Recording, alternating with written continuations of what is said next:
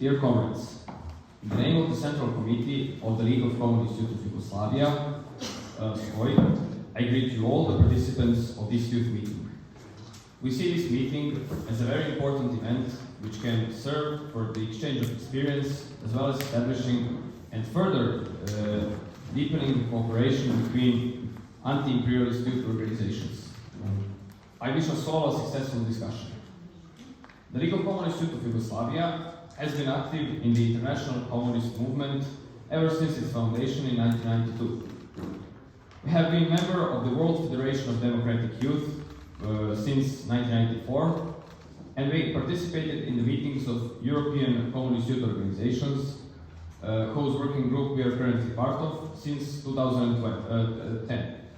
For more than 30 years of its activity, our organization, together with our party, have gathered a significant experience regarding the activities in the international communist movement. To understand the situation in the international communist movement, we need to go back some 30 years in the past. The early 90s was a hard period for communists. The end of the Cold War and the dissolution of the socialist countries in Eastern Europe led to the disappointment among communists, which was especially hard in the war-torn Yugoslavia. Most of the parties which had experience in building socialism disappeared, and those in Western Europe were weakened by the wave of Europe of communist opportunism, which origin can be traced back to the 70s. With the disappearance of the Soviet Union and the temporary victory of imperialist camp, the working class, both in Eastern and Western Europe, was weakened, which further affected the theoretical basis and practical work of the European communist parties and youth organizations. During that period, the main theoretical task of communist parties and youth organizations was to explain conditions which led to the failure of Eastern European socialism. On the practical level, the task was to gather the scattered communist movement, to reorganize our forces and to prepare for the new battles against bourgeoisie. The Communist Party of Greece and the Communist Youth of Greece took an important role in reviving the communist movement.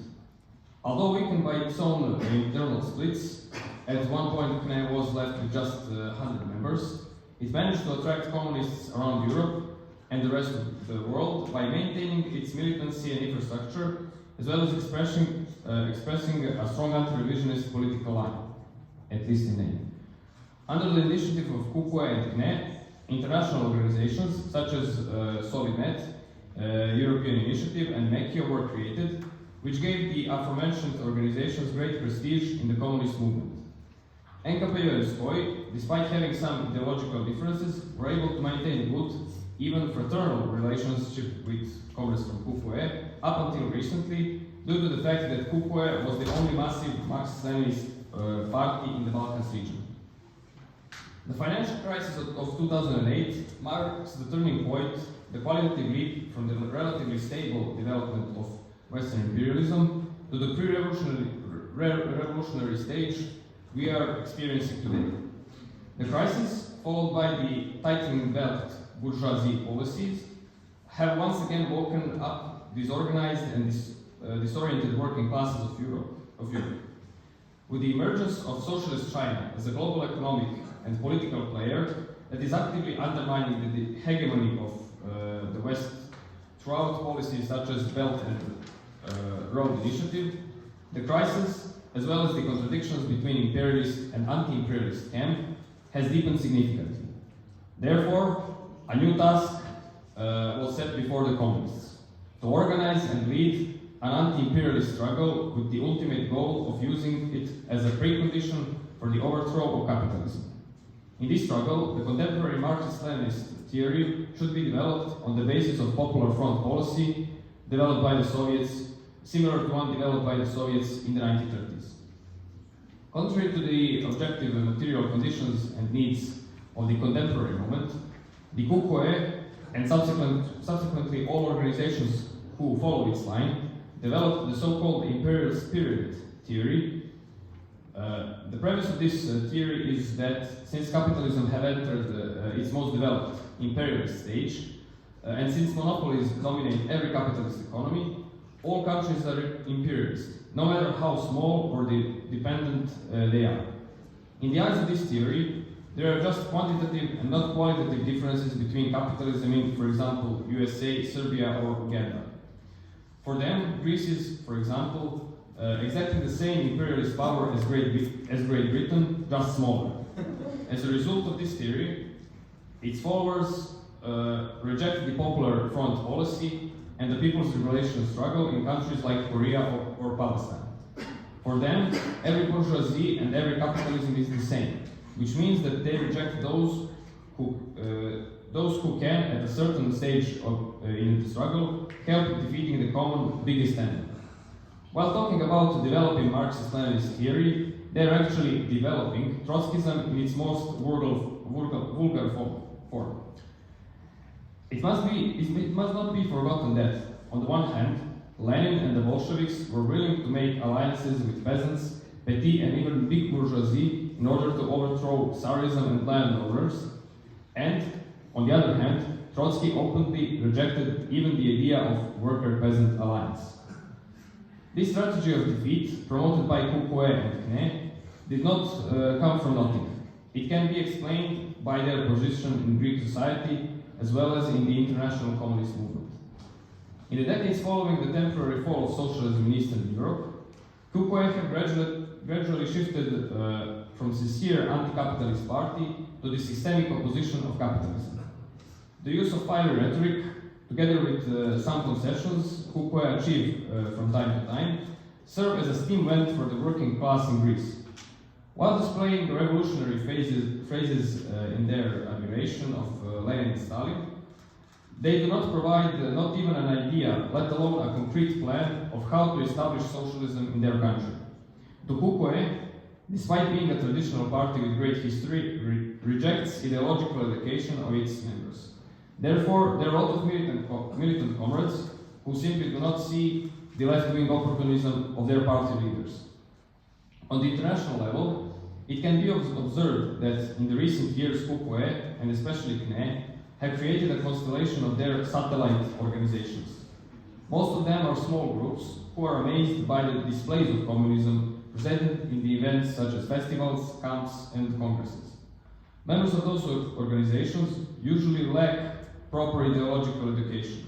Therefore, instead of establishing their own political line based on the principle of scientific socialism, they blindly follow the directions of their big brother. The sectarian approach of these satellites can be observed most clearly in the international events, especially where some sort of common political document should be produced. While non-pyramid communist organizations generally try to find a common ground, the satellites aggressively impose their positions, which are unacceptable from the anti-imperialist point of view.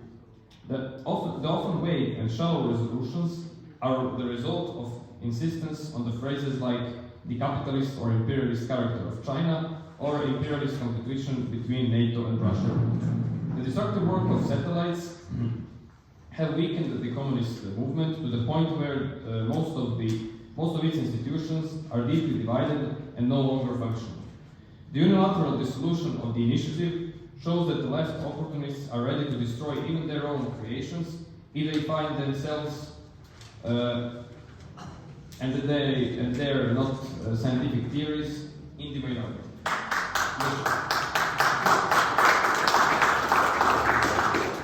The sharpening contradictions between imperialist and non-imperialist camp, as well as the perspective of the World War III, some can argue that the World War III is already taking place, has brought the communist movement in a situation similar to the one before the October Revolution.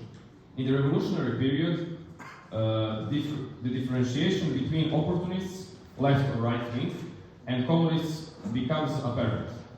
In this moment, the communist movement itself needs reorganization in order to prepare itself for the battles to come, for the struggle against imperialism, for socialism.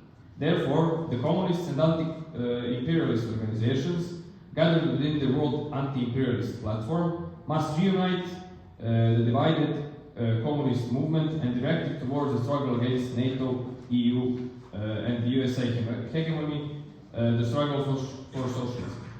And comrades, just one more thing which is not part of the speech is that I must express gratitude to the World Anti-imperialist Platform for organizing this youth conference and to express the need for theoretical and also practical work of the youth organizations. Since our enemies, both in the